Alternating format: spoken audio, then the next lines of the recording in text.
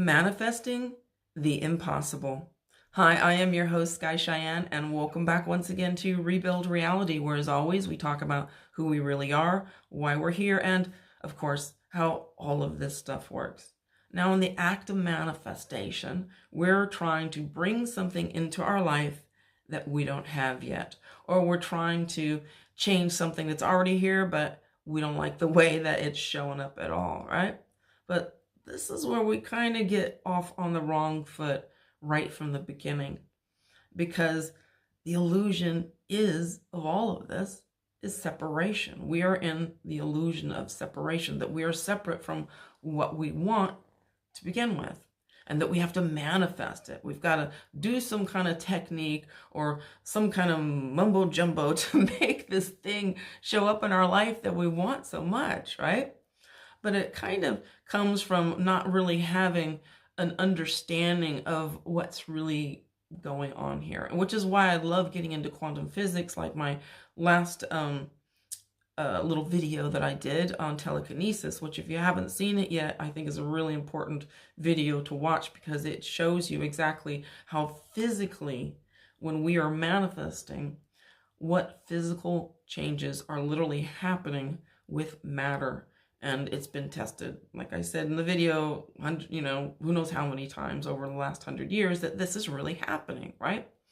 But where we get stuck is on the whole illusion of separation thing. So we're still kind of envisioning ourselves in the future of having it at this future time and place. And even a lot of times when we know that, well, it's about living in the end, right? About believing that we do have it. But it's kind of hard for the mind, because the mind's like, yeah, you can say that all you want, lady, but I don't, it's still not here. And I'm still going to be sticking to the point where it is not here. No matter how much you say it is here and everything's okay, I'm not convinced, right? So, but when we kind of understand these things, where we've got these visuals, when we understand more of what reality, certainly what 3D reality is, we can shut those things down. We can shut those things up so they don't bother us, so they don't throw us off course. So we have to, of course, remember that we are seeing less than 1%, in fact, 0.1% of reality. So we don't have the faculties here, because we are in more of a shutdown, I guess you could say, a less aware version of our full selves, which can see everything. And we're like, yeah, I don't see it, because we don't have the senses to sense these things except for through our imagination. So think of it as like you're in a big football stadium, right? But all the lights are off and it's completely dark. But in this football stadium, there's every version of you that could ever possibly exist, that has ever even existed before and ever will exist. So there's a version of you right now that doesn't have what you want. And there's a version of you over there, right there, that has everything you could ever want, like way better than you could even think of. But you're like, but I can't see it. But if we understand that, okay, we're in the dark here, right? And all we got is this little flashlight. And that little flashlight is focused on us in our life. We're looking at us in our life right now. And we're like, yep, don't have it. Nope. Still don't have it. Trying to imagining it. I'm praying. I'm doing affirmations. Nope, still not there. Because we're still looking at the problem. We're still looking at the issue. We still have this mindset of being like, I have a problem to solve. I've got something to fix. I've got a journey to go on. And certainly in things like health and stuff like that, that's a big thing. So we're like, well, I'm not there yet. Whatever it is, I'm not there yet. I'm still getting there. It's still a process of unfolding. It's still a process of becoming instead of, being. So what we want to do is, instead of just, we keep focusing on us that is still in the process of getting it, because we're like, well, I don't see it. So I still have to do affirmations. I still have to do, techniques. I still have to write all these things. Excuse me. I still gotta ways to go. When in reality, there's nowhere to go. All we got to do is take our flashlight and take it finally off the version of ourselves that doesn't have it and shine it on the one who's got it already. Who there's no journey for them. They're already there. Or we can even go one better. Instead of seeing that part of us that finally has the money, that finally has the SP, that finally has the healing, that is finally happy and content.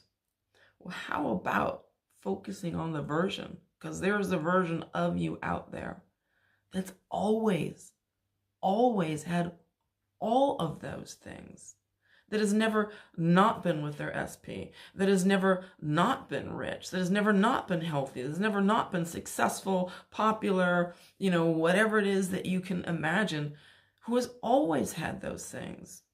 And that's the one we really want to put our flashlight on.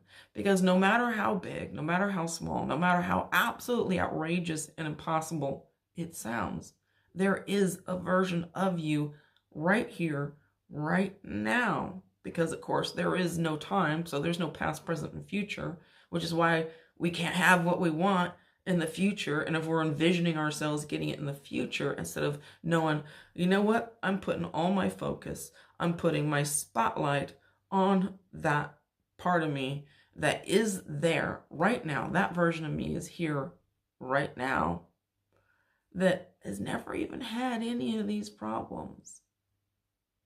If we keep lighting that up, if we keep shining our spotlight on that version of ourselves and all this, instead of we keep looking at that, yep, that version still doesn't have it yet. It's like, well, that version is never gonna have it, because that's that version of it. Because if all possibilities exist, then that's just that version of it that has a right to exist and is playing out. But it doesn't mean that you have to associate yourself with that version. You can associate yourself, oh, okay, no, I'm going to go be this one now. Okay, yep, I'm that one now. Never had any of those problems to begin with, so there's nothing to fix. There's nothing to solve. There's no journey to take. So, because that is really what tends to throw us off. And the bigger it is, the more important it is, the more serious we get. And that makes it like, well, I really got to fix this. I can't live without this. I just can't imagine my life without this, So it's those things that we're like, this is a big deal. I got to work hard at this. I got to make sure I have this. Where we want to make it simple. Because with Neville Goddard, what did he do? Well, in the beginning, the first thing he manifested, of course, was this trip to Barbados, which took him well over a month to do. But once he did it and he got it, he was like, oh my God, this is so easy. I can do it not only for myself, but I can do it for everybody else too. And by the end of his life, he was doing things where he would be hearing someone's problem and they'd be like, yeah, well, if I heard it, the Creator heard it. God heard it. It's already done. They wanted it done. I'm like, okay, tell me what you want done. I heard it. So God heard it. Done. Not a problem. That simple. That easy.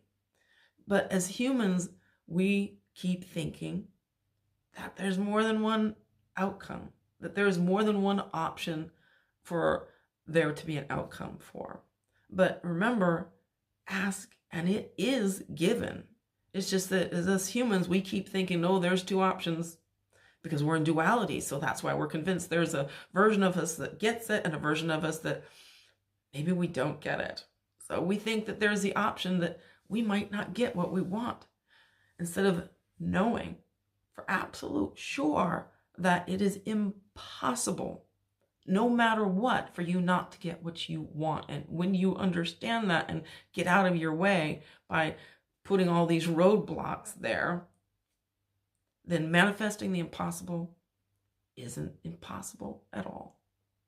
So I am your host, Sky Cheyenne, and thank you for being here with me once again on Rebuild Reality. Thank you for subscribing. Thank you for commenting, for liking, for sharing, for being here with me. And I'm going to see you here next time on Rebuild Reality.